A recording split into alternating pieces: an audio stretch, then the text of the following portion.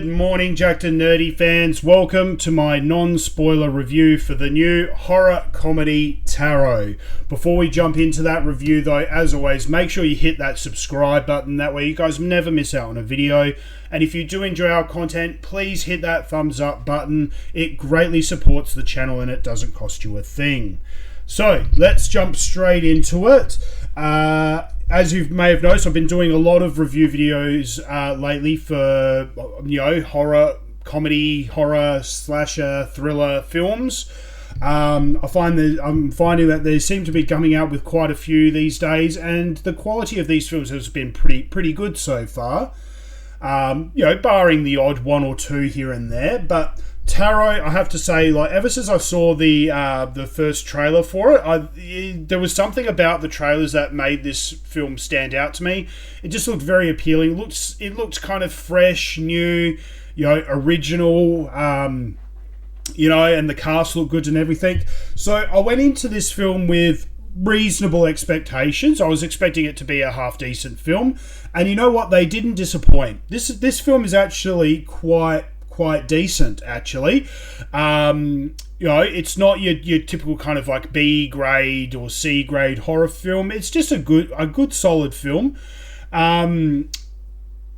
Like all horror movies, it's not drawn out. It doesn't go for overly long. It only goes for a solid hour and 32 minutes. That's probably including credits, so it's just shy of an hour and a half. Which is perfect in terms of length. At no point did I find myself getting bored, frustrated, feeling that it's drawn out. It's a good, solid time frame. The pacing of this film is good. You've heard me say in a number of different reviews, you don't want to be sitting there for half an hour getting all of this backstory and all this kind of other, all this build up for the first half hour. And then only to get maybe an hour of decent film afterwards. This film, they jump straight into it.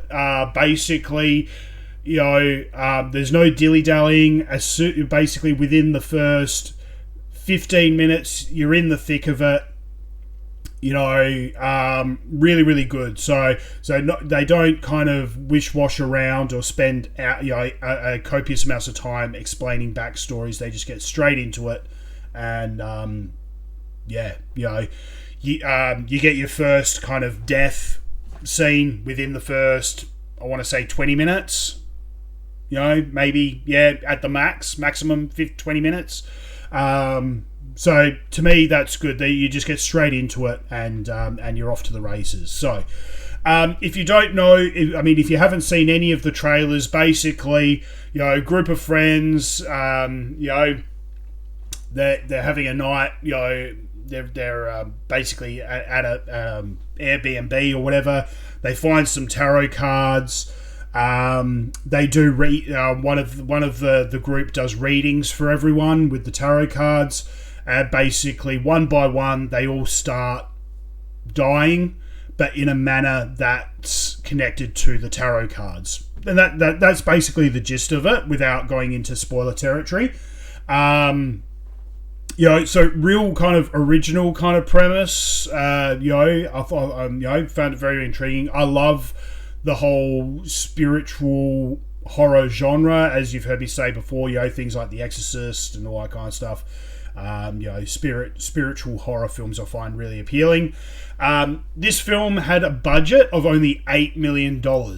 Really, really, really small budget, which I think is really good considering the visual effects on this film were really, really good. Obviously they definitely used a lot of practical effects, which I think worked to its benefit, using a lot of practical effects wherever they could. But when they did use special effects, they didn't appear to be cheap or unbelievable. They felt very, very believable, and so that was really, really good. The cast of this film also I thought was really quite good. Pretty much all of them are unknown to me. You had what we got here, Larsen, Thompson, Harriet, Slater, Wolfgang, Novogratz, I hope I'm pronouncing his name right. Basically there was only one actor in the whole film who I recognised, and that was Jacob Batalon, who you would recognise from the Spider-Man films. He plays Ned in the Spider-Man films alongside Tom Holland.